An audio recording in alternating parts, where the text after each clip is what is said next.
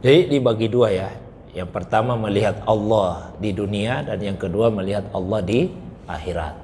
Saya bahas yang kedua dulu. Kalau yang kedua itu disepakati oleh ulama Ahlus Sunnah wal Jamaah, melihat Allah di akhirat. Karena ayatnya jelas, hadisnya juga jelas. Di Al-Quran misalnya disebutkan wujuhu yawma idzin nadhirah ila rabbiha nazirah. Wajah-wajah pada hari itu berseri-seri, kepada Tuhannya lah mereka memandang. Nah, itu di akhirat ya.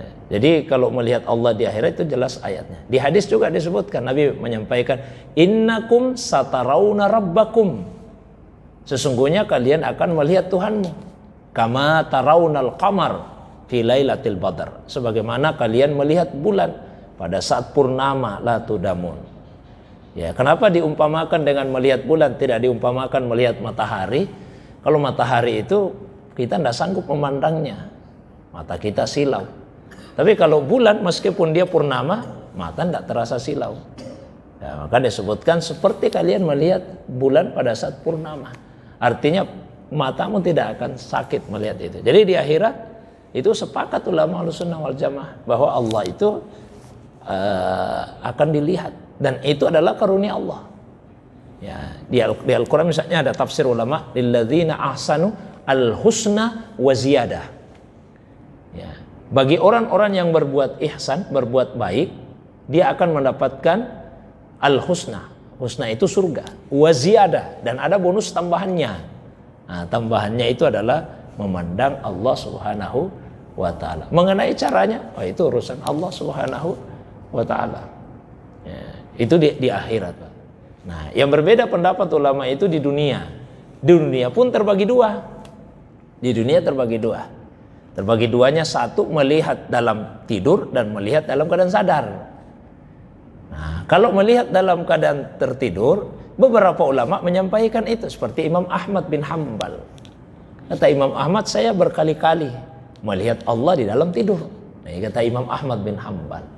Kemudian suatu waktu saya bertanya, bagaimana cara saya mendekatkan diri kepadamu ya Allah? Maka Allah menjawab, bacalah Al-Quran. Itulah caramu mendekatkan diri kepada saya. Itu melihat Allah di dalam tidur. Nah, melihat Allah dalam keadaan sadar itu yang berbeda ulama kita. Ya, ada yang mengatakan tidak bisa. Ada yang membolehkan. Ada yang mengatakan hanya itu Nabi.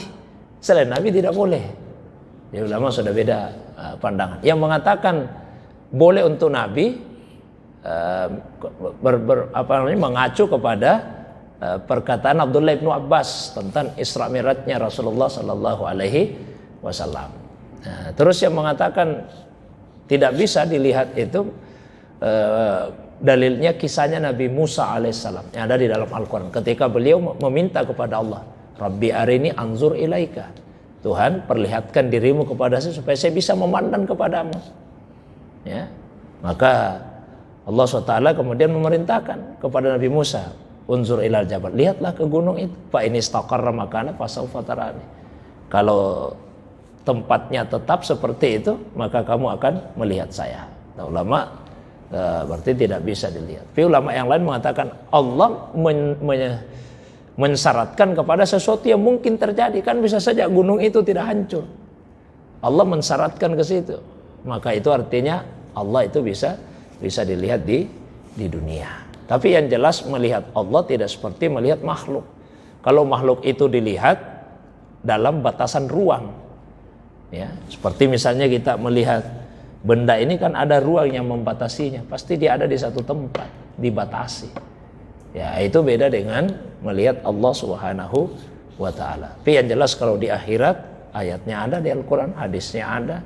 Ya, dan itu adalah kebahagiaan yang terbesar yang Allah SWT anugerahkan pada hamba-hambanya. Masuk surga itu nikmat, tapi memandang Allah itu jauh lebih nikmat lagi. Barangkali wallahu a'lam bishawab.